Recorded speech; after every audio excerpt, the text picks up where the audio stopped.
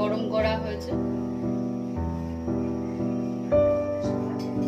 ভাতের মধ্যে একটু সাদা তেল দিলে ভালো হয়, তাহলে একটু ঝরঝরে থাকে ভাতটা। ভাতটা হয়ে যাওয়ার পর এক ডলা নামানোর আগে সাদা তেল নেড়ে একটু নামালে ভালো হয়, একটু ভাতটা ঝরঝরে থাকে। হাঁড়িটার মধ্যে ঘি দিয়ে ভালো করে মাখিয়ে নিতে হবে।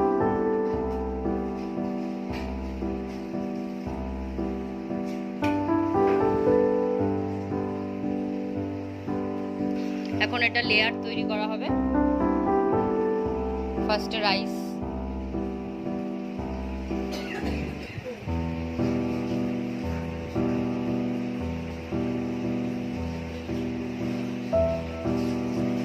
এটা বেরেস্তা,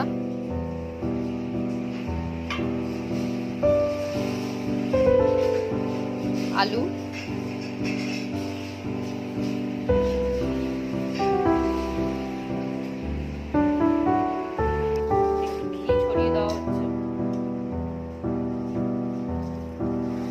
এটা ওই রোজ ওয়াটার, কেওড়া ওয়াটার, মিঠা আতর দিয়ে যেই এটা বানানো হয়েছিল ওটা ছড়িয়ে দেওয়া হচ্ছে। এটা বিরিয়ানি মশলাটা, হোমমেড বিরিয়ানি মশলা।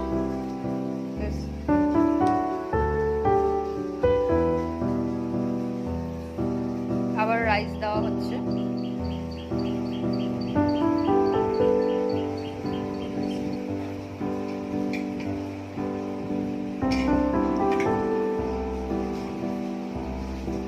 সুন্দর করে চারিদিক দিয়ে ভালো করে রাইসটা দেওয়া হচ্ছে। আবার বেরেস্তাটা দেওয়া হচ্ছে মাঝখানে। এবার মটনটা দেওয়া হবে।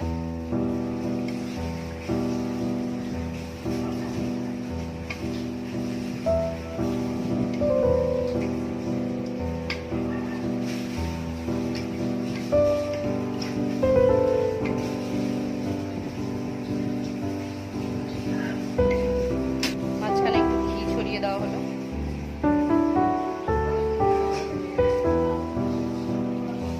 মিক্সটা দেওয়া হচ্ছে ছড়িয়ে। আবার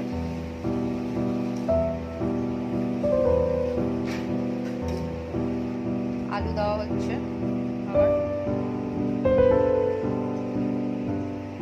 আবার মাঝখানে মশলাটা লেয়ারে দেওয়া হচ্ছে।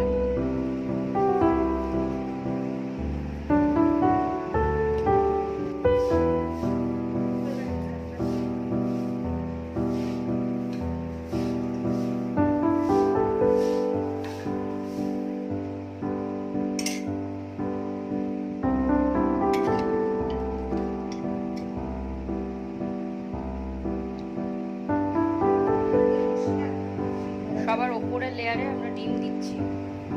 নিচের লেয়ারে ডিম দেওয়া যেতেই পারে, কিন্তু নিচের লেয়ারে ডিম দিলে অনেক সময় ডিমটা ভেঙে যাওয়ার চান্সেস বেশি থাকে, তো সেই কারণে আমরা ওপরেই ডিমের লেয়ারটা তৈরি করছি।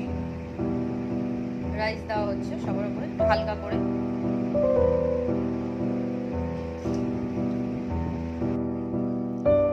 ফাইনালি ওপরে হালকা মশলা।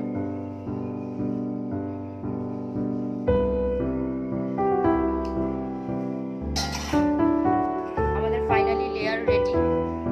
এবার আমরা এটাকে ঢেকে ওভেনে বসাবো, দমে দেবো। এদিকে আমরা ওভেনে তাওয়াটা গরম বসিয়েছি আগে থেকে, 5-10 মিনিট আগে থেকে। এবার এর উপরে হাঁড়িটা চাপানো হলো, দমে দেওয়া হলো।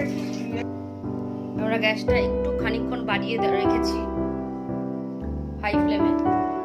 এর ওপরে আমরা একটু চাপা দিয়েছি হাঁড়ির ওপরে, যাতে হাওয়াটা ভেতর থেকে বেরিয়ে না যায়।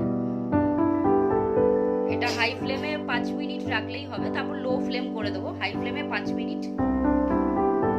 এই এখন দমে বসানো হয়েছে। এই যে আমাদের রায়তা রেডি।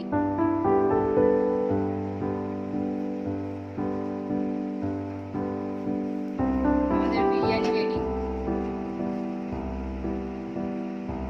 একদম পুরোপুরি ready. Biryani ready, raita ready.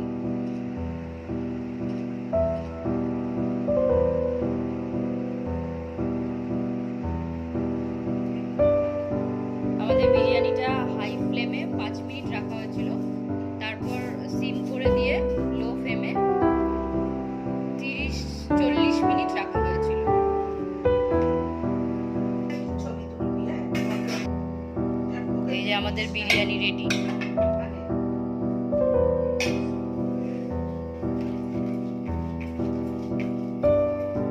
এখন খাওয়া দাওয়া পর্ব চলবে।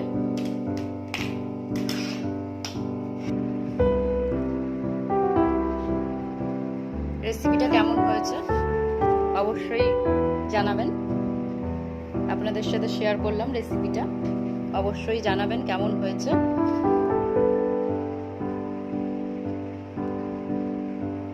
ধন্যবাদ। এই মেকিং প্রসেসে মা ছিল, মাসি খেতে বসে গেছে, এবং আমার মিস্টার, এবং অবশেষে আমি। ঠিক আছে, চলুন এখানেই শেষ করলাম। Thank you.